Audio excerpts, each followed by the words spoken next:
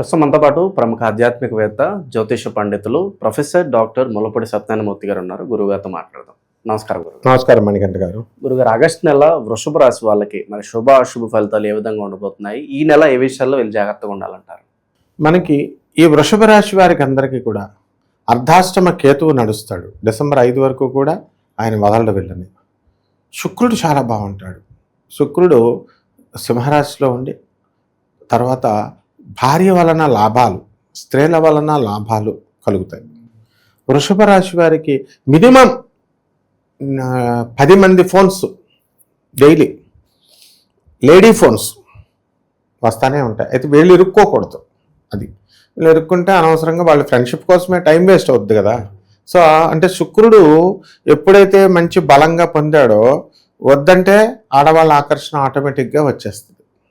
దాని కంట్రోల్లో వీళ్ళు చేసుకొని స్నేహం మంచి వాళ్ళతో మాట్లాడాలి, లేనప్పుడు ఒక రీజన్ ఉంటేనే మాట్లాడాలి, లేకపోతే అలా బ్యాలెన్స్ చేసుకోవాలి.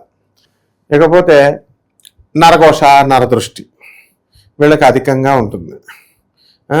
తర్వాత ఎందుకంటే అందుకనే మంచి బట్టలు మంచి వేసుకోకూడదు.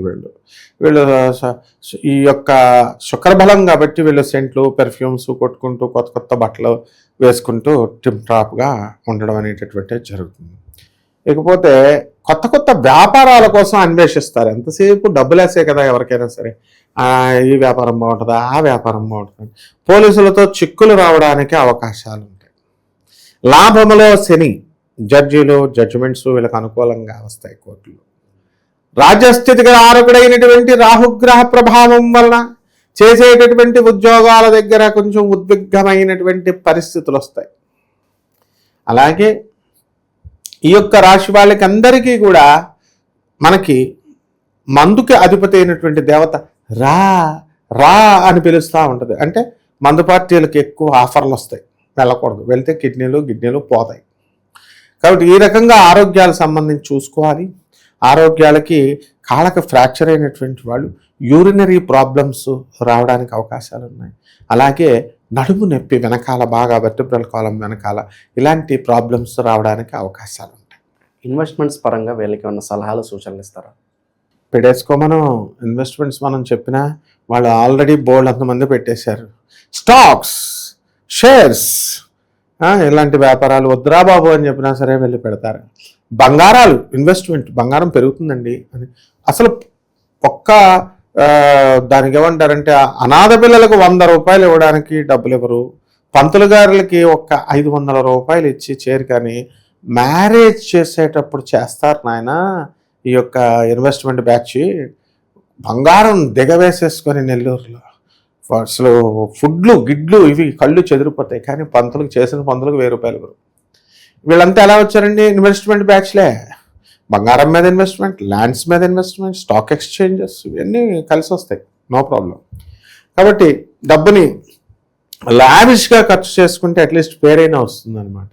అందువల్ల పేదవారికి, అనాథలకి, వికలాంగులకి, సాధువులకి వీళ్ళ దాన ధర్మాలు చేసుకుంటే వీళ్ళ ఐశ్వర్యం పెరుగుతుంది. లేకపోతే వీళ్ళు ఎప్పటికీ గర్భదరిద్రలాగే ఉండిపోతారు. గురువు సరైన వాడిని పట్టుకోకపోతే గర్భదరిద్రమే. ఎందుకంటే కర్మ కాటేస్తుంది.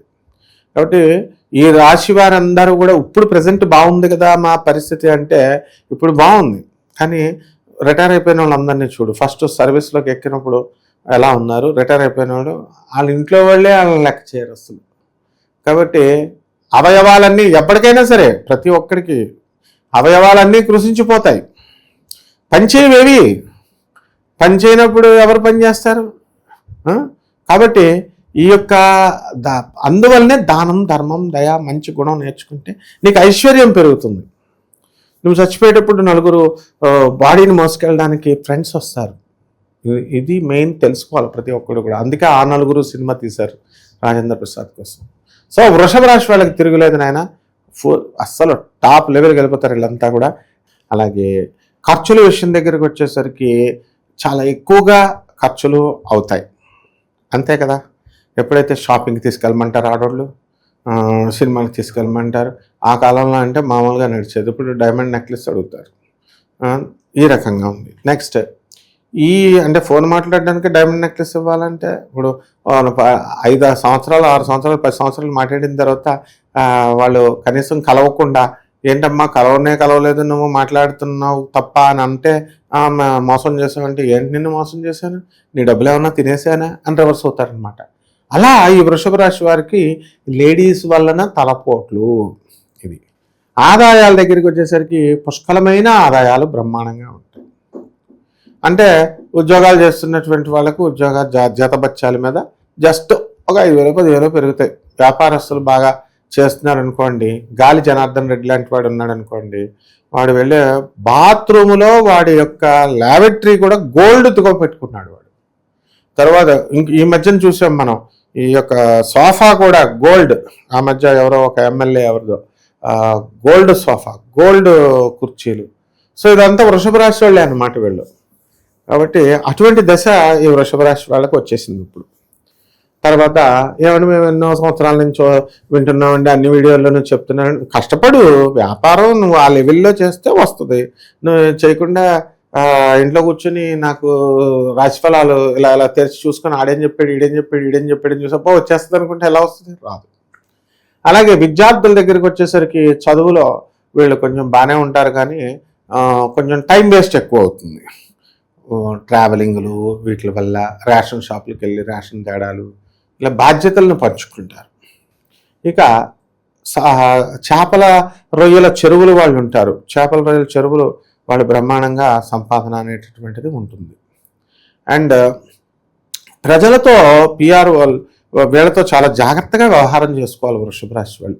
ఎందుకంటే ఇమ్మీడియట్గా తొందరగా అపార్థాలు పాలైపోయేటటువంటి అవకాశాలు వృషభ రాశి వాళ్ళకే ఉంటాయి. ఆ తర్వాత అంటే ఈ ఎలా ఉంటుందంటే, ఇప్పుడు ఒకళ్ళు ఉన్నారు ఎవరన్నా కొన్ని కోట్ల రూపాయలు వాళ్ళ బాయ్ ఫ్రెండ్ వల్ల వాళ్ళ డబ్బే, వీళ్ళ డబ్బు కూడా కాదు, పోయిందనుకో కోట్ల రూపాయలు, వాళ్ళతో కంటిన్యూ అవుతారు వీళ్ళు.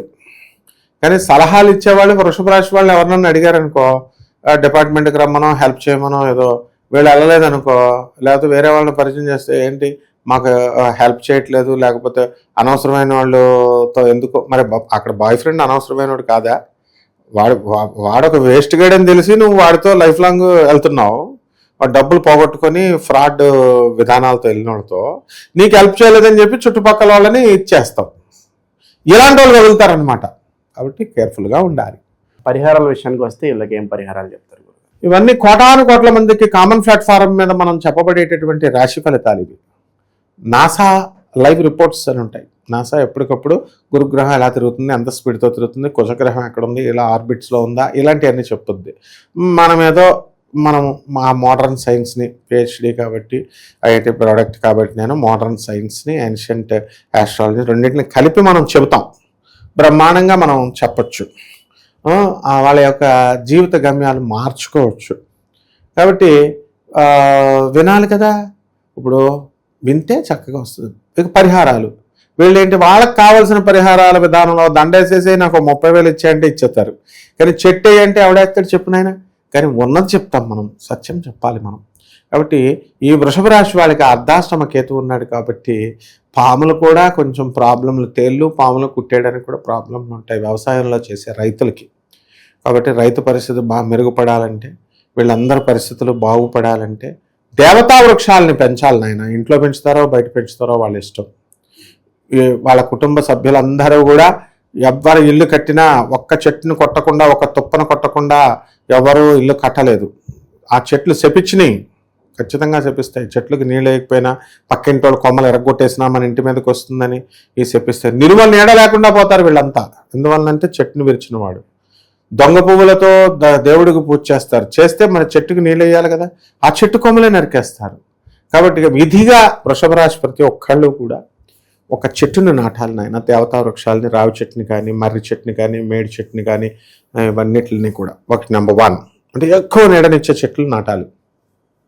రెండవది కేతు జపం చేసుకోవాలా, కేతు స్తోత్రాలు చదవాలా, కేతువుకి కిలోంపావు ఉలవల్ని ఆవుపేట రంగు ఉన్నటువంటి వస్త్రాలనిచ్చి పేద బ్రాహ్మణులకి సోమవారం నాడు ఉదయం 7 గంటలకి దానం చేసుకోవాలా. దశమహావిద్యల్లో ఒకటైనటువంటి ధూమావతి అమ్మవారి యొక్క హోమాన్ని కానీ, ఆమె యొక్క మంత్ర జపాన్ని కానీ చేసుకోవడం ద్వారా బ్రహ్మాండంగా ఉంటుంది. అలాగే ముఖ్యంగా దాన ధర్మాలు చేసుకోవాలా, ధర్మంగా నడుచుకోవాలా. ధర్మంగా మా గురుగారు భారతీతీర్థ స్వామివారి శృంగేరి జగద్గురువులు ఒకటే చెప్తారు, ధర్మంగా నడుచుకోండి.